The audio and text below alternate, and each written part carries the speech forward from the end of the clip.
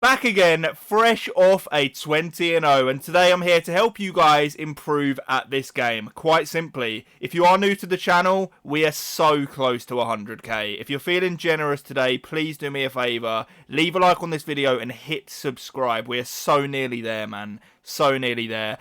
Any questions, comment down below. Obviously, I'm here to help you out. Hopefully this does help, and let's get into the video.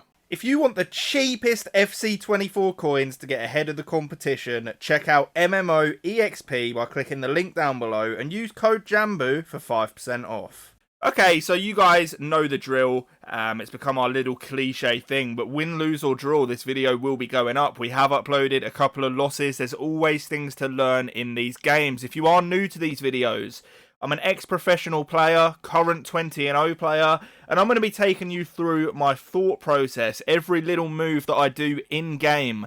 We're going to try and focus a bit on the defensive side today. I know that that's something that you guys are struggling with a lot. So I'm going to take you through everything I do as I'm doing it. Obviously, I can't explain in depth because things are happening very quickly, which is why you need to comment down below if you do have questions so that I can come back and help you out. But let's get into the game.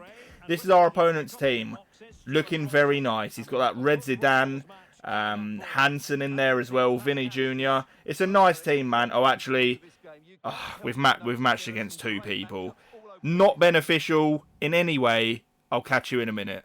Okay, so we're loading into a proper game now, thankfully. There's no point in playing against two people on co-op because it's so different to playing a normal game. This is a much better team than the one we just had. This could be a real game here. Obviously, this is high division rivals. I'm going to be switching into a 4-3-2-1. You guys have got the controller input in the top right. And let's get into this. So as we do, we're going to let our team get into shape. You want to make use of the fullback switch. I'm calling my winger back to me there. Setting up for another switch. We're pressing R1 to call players short when on the wing. You can see that in the 4-3-2-1, you get a lot of options here. L1 sprint boost with Neymar. We're going to trigger a player lock, turn back. We're just taking our time, trying to see that there's any potential options in different areas of the pitch. You'll see me using that R1 an awful lot. And also the L1 as we did there into Kunde. When you're in this position here, you're looking for potential cutback options to the edge of the box. That is the zone that we're trying to get the ball into. You can see that is a shocking pass, but we'll recycle once again. Just taking our time. A driven pass there, a little bit rushed. I should have just took my time, but I felt like I was trolling a little bit. We've got to mark the options here. So defensively, you know, I'm holding the second man press with R1. But the priority in those positions is always to be dragging players back. We'll use R1 here to get the winger to come short again. Triggering L1 runs, and we've got to be careful again once more. Using that second man press, and that does win us the ball back. R1 again, and then a driven pass into the winger. L1 sprint boost to just burst around the defender there, and then a player lock inside. Another L1 sprint boost, ball roll inside. Another L1 sprint boost, pass across.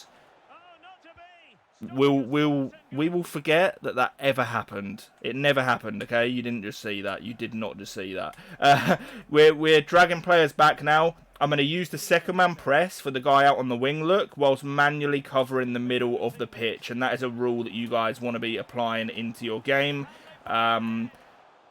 We get pretty fortunate there. It was a really good attack from him. But that's how quickly it can go from us missing a chance at one end to your opponent nearly scoring. And that is why it's so crucial to actually make the most of your opportunities. It's not the fact that you've missed, it's the fact that they can then go up the other end and actually score from it as well. Taking our time here, using the second man press, as you can see, that does actually win us the ball back. L1 sprint boost with Puskas, and now I'm trying to get runners. I'm spamming for people to get forward. Didn't happen, sadly. Now we have to mark from the throw-in. We'll use an offside trap to raise that line nice and high. That is absolutely fine. You see how I switch off of my fullback there, and then second man press with him to apply pressure to the ball whilst I can do things in the middle of the pitch. That's what we go for. Chipped through ball. We'll go for another chipped through ball. Wait and see what the keeper does. We'll play an extra pass across. Taking our time. And it's good defending from the opponent. Using an offside trap to raise the line once again. And we're going to be pretty aggressive here. Second man pressing. And then I'll switch on to the defender. And then recycle the ball. A really underrated thing when defending is actually making sure that when you win the ball back, you keep it. Because what's the point in doing an amazing bit of defending to then just give the ball away? Like, I see that's way too often. People that I coach and stuff will use a player lock here, drag the player all the way back, and then it was nearly a really good opportunity. It was a youthful player lock there. You can see the importance of the player lock and actually dragging your players into space. It's super, super underrated. We've got to mark this down the line ball here. That is what the opponent's clearly going for. Just a cushioned header back to the goalkeeper. I'm looking at the radar now just to see which side, is more free. We're going to go up here onto the wing. Little header. Oh, it was unlucky. If we could get that pass off there, we could have been on something. Second man pressing again. We will actually change onto the defender to try and win the ball back. We do that very well. And now we've got a potential counter-attack opportunity. We use the player lock as a decoy, as we're going to do again here. You see how it's just enabled us to get past him twice. Really good pass onto the inside. Little step over boost. We cut to the byline.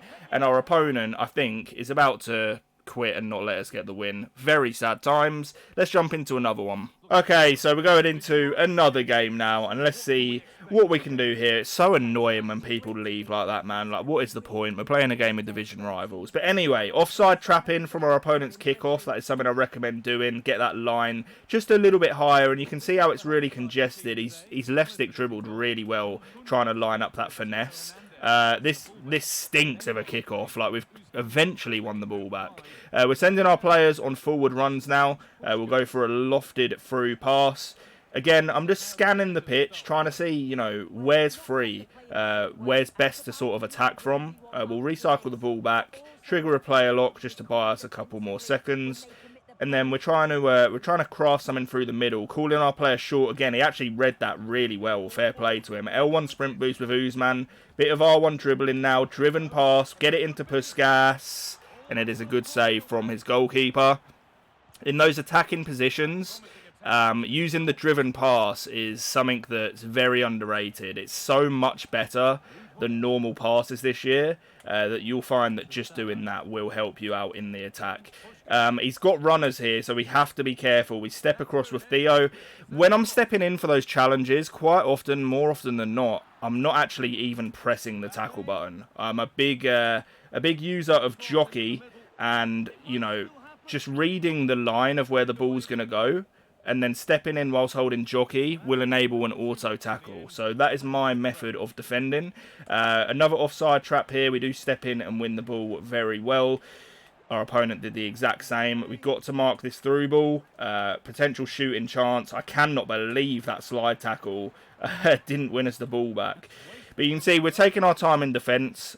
Even when we're really under pressure, there's no need to do anything crazy. You don't have to dive in. As long as you stand your ground, holding jockey, more often than not, you've always got another chance to step in and recover, win the ball. We're not attacking very well right now, but a good defence is what's going to keep you in game. So, really good manual press there. We read the lane. Do not get rewarded for it. That is FIFA sometimes, unfortunately.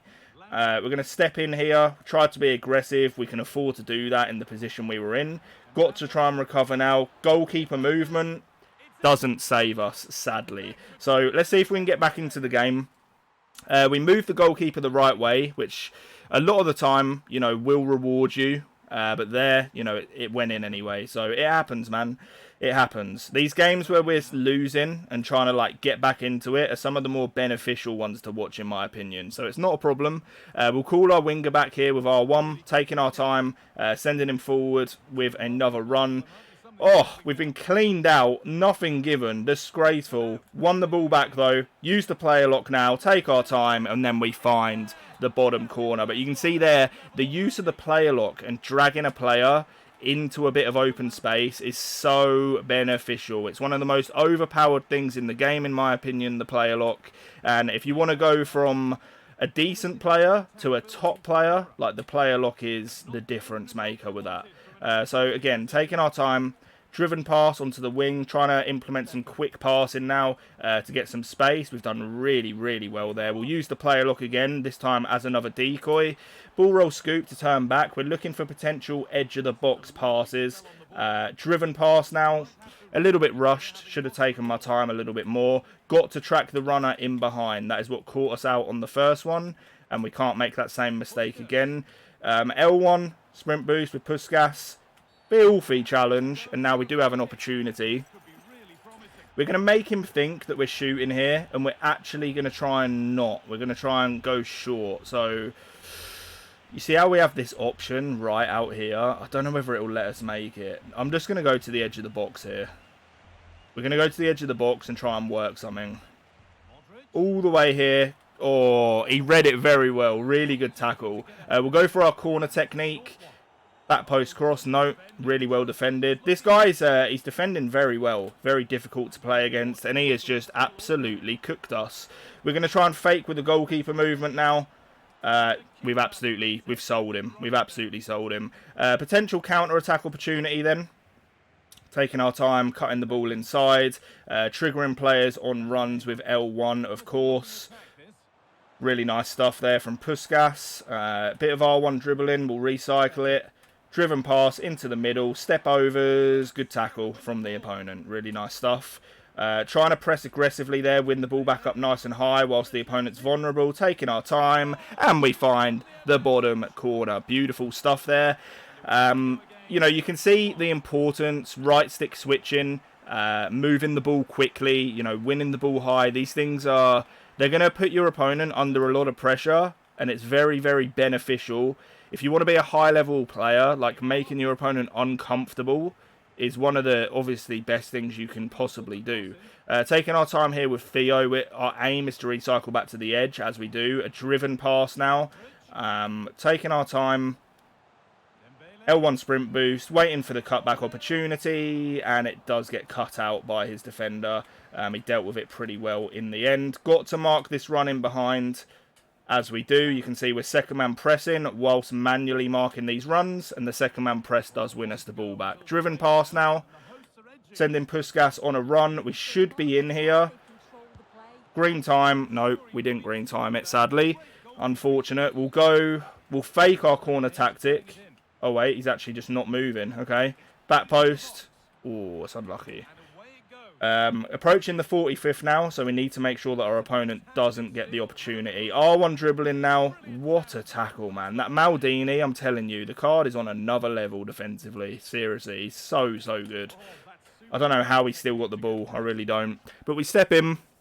We just got to make sure that we don't concede some weird 45th minute action here. That is the last thing you want to do, and it looks like it may happen. We got to jockey here, step in. We actually did press tackle that time. And now we have a potential... No, we don't have a chance because he's won it back. Step in and tackle once again. He's pressing like an absolute madman. So we just got to keep our ground. We do give away a free kick. We're moving the keeper now just a little bit to open up... Or not open up, I should say, the gap. And that is going to be half-time. A pretty crazy game. It's a little bit messy and frantic.